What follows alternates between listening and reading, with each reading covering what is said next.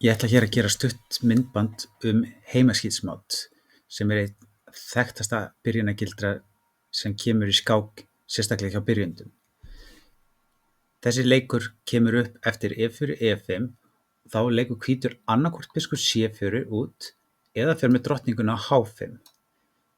Ég held að sé betra að skora drottning H5 leikjaröðina vegna þess að hún oft algengari. Þegar hvítur leikur drottning H5 hann að gera tvennt. Hann annars vegar að hóta peðinu hér á E5 sem óvaldað og hann einnig að undirbúa að fara með biskupinn á C4 sem byrjun á heimaskítsmátinu. Svartur þarf einhvern veginn að svara þessu og besta leiðin fyrir hann einfaldlega að velda peðið með því að leika riddari C6.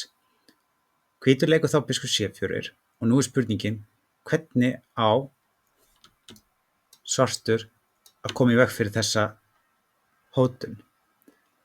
Svartur getur valdað stöðuna einfaldlega með drottningu en gallinn við það að drottningin stendur ekkert allt of vel endilega á E7 og það algjörlega óþarfi að blokka biskupinn eða aðra menn með því að hreyfa drottninguna. Þannig að einfaldasta svarið fyrir svartan einfaldlega að leika G6 í þessa stöðu. Það sem þessi leikur gerir að hann lokar á þessa línu hér og drottningin þarf þess að bakka.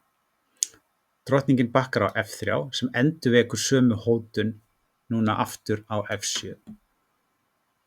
Og svartur getur núna einfaldlega komið út manni sem lokar á þetta.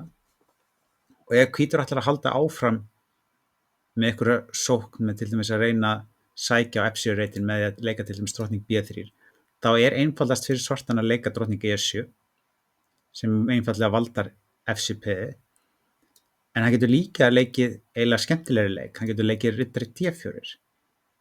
Vegna þess að eftir að hvítur drepur á F7 getur svartur einfaldlega leikið kongur E7 og núna á drottningin ekkert sérstaklega margar reitir sem valda biskupinn á C4 og C2 peði samtímis. Hann getur leikið drottning C4 en eftir B5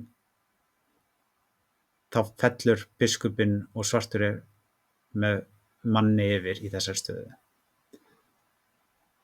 Ef hvítur reynir eitthvað annað til dæmis eins og í þessar stöðu að leika G4 þá megum ekki leika biskup G7 út af G5 og þess vegna leikur svartur einfaldlega bara riddaranum á D4, hvítur fer með drottningunum segjum bara á D3 og svartur getur þá opna stöðuna með að leika D5 E-drepur og riddari drepur G4 og næsti leikur hjá svörtum að leika biskup F5 og pressa síðan hér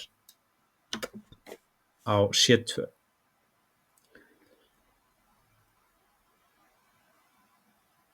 Hvítur leikur stundum annarri leikjaröð, hann byrjar stundum að leika biskup C4.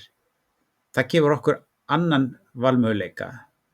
Við getum leikið riddara F6 strax hér og þá allar hugmyndir varandi heimaskítsmát úr sögunni vegna þess að það engin leið að pressa F7 meira í þessar stöðu.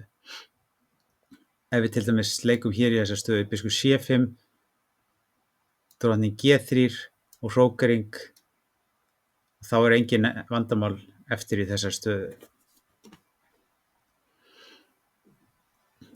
Ef svartur leikur biskup C5 getur komið drottning H5 en þessu einfaldlega svarað líka með drottning E7 og þá völdum við bæði F7 peði og E5 peði samtímis.